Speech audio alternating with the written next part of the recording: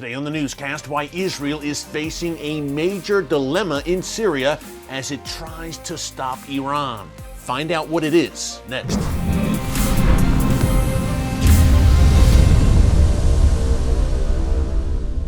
Hey folks, Erick Stakelbeck here. Welcome to the Watchman Newscast. Earlier this week, the Iranian regime revealed an underground air base to the world. Now, the regime says that fighter jets will be stored in this underground base, equipped with cruise missiles, and according to one top Iranian military official, this base and all of Iran's underground bases will be used to respond to any Israeli attack against Iran. Now, the location of the base is interesting, folks. The city of Isfahan in central Iran. Now, if you watch the newscast on a regular basis, that name may ring a bell.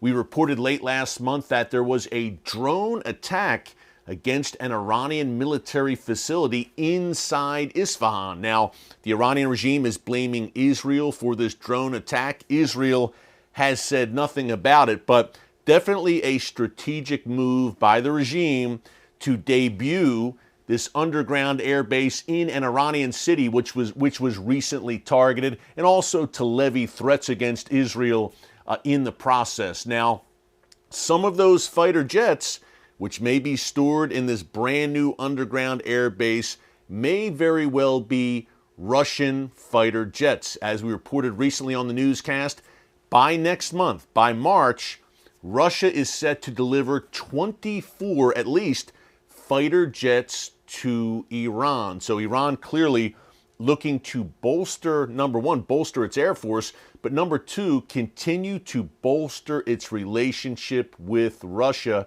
And folks, that gets to the crux of what we want to talk about today, Israel's Syria dilemma and how it relates to that Russia-Iran relationship. I'm going to break it down in a second. Before I do, I just want to remind you to subscribe to the Watchman News channel right here on YouTube.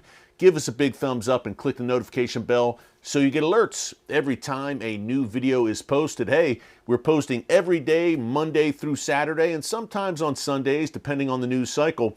You won't want to miss any of the content that we are producing here on the channel, so be sure to subscribe and join us shoulder to shoulder as watchmen and women on the wall right here for such a time as this. And for Iran, it is time to become Russia's greatest strategic ally. That's what members of the Iranian regime are saying, folks, and they are well on their way. Now, we've laid all of this out on the newscast many times in recent weeks.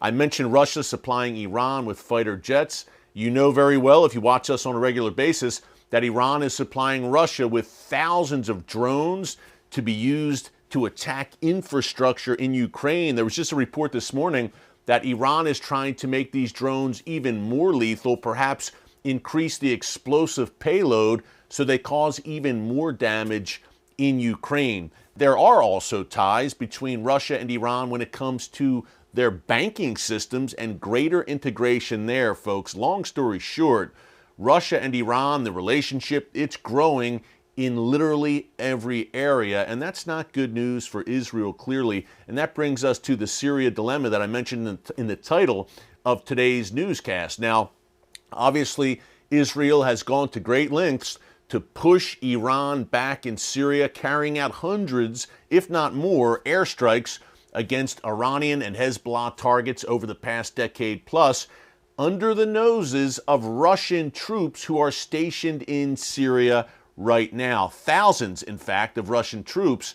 Remember, Russia is closely aligned with Iran in general, as I just laid out, but also on the battlefields of Syria, where Russian soldiers, since 2015, have been shoulder to shoulder alongside Iran and Hezbollah, openly aligned with Israel's greatest enemies. That should give Israel pause, number one. But I've mentioned many times the quid pro quo between Russia and Iran. Iran is not supplying Russia with those drones, potentially ballistic missiles as well, by the way, and getting nothing in return. The fighter jets, that's one piece of this, but you have to think that Iran is pressuring Russia to stop Israeli action in Syria, aka shut the airspace over Syria so Israeli fighter jets no longer have freedom of movement. Israel has played kind of a delicate, or walked a delicate fine line between Russia and Ukraine, not coming out too forcefully behind Ukraine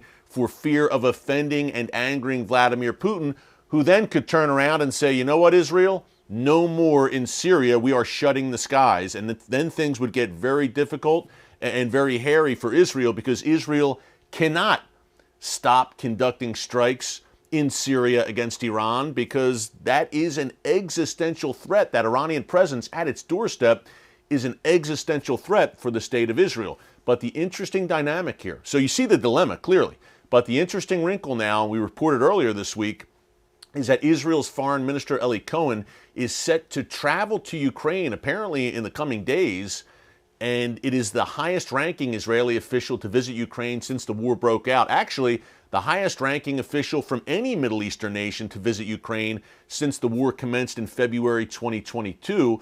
Ukraine has a list of demands, apparently, that they want a $500 million loan from Israel. They want Israel to openly condemn the Russian invasion. Perhaps they even want some Iron Dome missile defense technology from Israel. It remains to be seen if Israel is willing to go that route. But I think there is something deeper at work here, folks. I think Israel could be sending Russia a message here saying, hey, you are in bed, quite literally, with our greatest enemies, chief among them Iran. Iran wants to wipe us off the map, yet you are shoulder to shoulder with the Iranian regime. You know they are committed to our destruction, yet you are aligning ever more closely with them on a daily basis, Russia. Guess what? Israel may be saying, okay, if you want to play that game, two can play that game. We'll throw more support behind your enemy, Ukraine, who you're at war with right now. So I think there is some geopolitical chess pieces moving right now, and Israel says, hey, Russia, two can play that game. You're aligned with Iran, the Assad regime, Hezbollah, and Hamas are, again, our greatest enemies in the world, one and all, committed to our destruction. Vladimir Putin, you're aligned with them? Well, maybe we should kind of get behind Ukraine a little bit more openly to send you a message. Folks, this is how the game is played on the international stage, and we're seeing it right now. But the dilemma comes when Israel has to operate in Syria. Russia perhaps sees Israel, sees Eli Cohen, the foreign minister, visiting Ukraine, and Russia perhaps says, we don't like this. Israel, we don't like this very much, that you paid this visit to Ukraine in front of the eyes of the world. It made us look bad, and maybe, just maybe, and we've got our friends in Tehran pressuring us anyway, so maybe, just maybe, we close that airspace to send you a message in Syria. Folks, I've said it many times in recent weeks, when it comes to Israel, Russia, the unraveling of those ties, the plot thickens. And the prophetic implications, obviously, the book of Ezekiel, chapters 38, 39, the war of Gog and Magog, funny name, I know, but it's a name you should know. We've talked about that a bunch, including on yesterday's live stream. If you missed it, just check it out here in our archives under Newscast. Again, the chess pieces, prophetic chess pieces, are moving on the board rapidly, and the dilemma is there, and it will only increase, I believe, in the days to come for Israel. So we'll see how they handle that. A lot going on, folks, in the world's most volatile and strategic region, the Middle East. This is your one-stop shop for breaking down all of the chaos and all the good things, too, and the way God is moving in the region, and most importantly, how it affects you, no matter where you live. Thanks for joining us here today on the Watchman Newscast. Until tomorrow, God bless you. And remember, never hold your peace. Hey everyone, thanks for checking out the Watchman Newscast. If you enjoyed this episode and want to see more, make sure you go ahead and hit the like button, click subscribe, and tap the bell icon to turn on notifications for new Watchman Newscast episodes every weekday.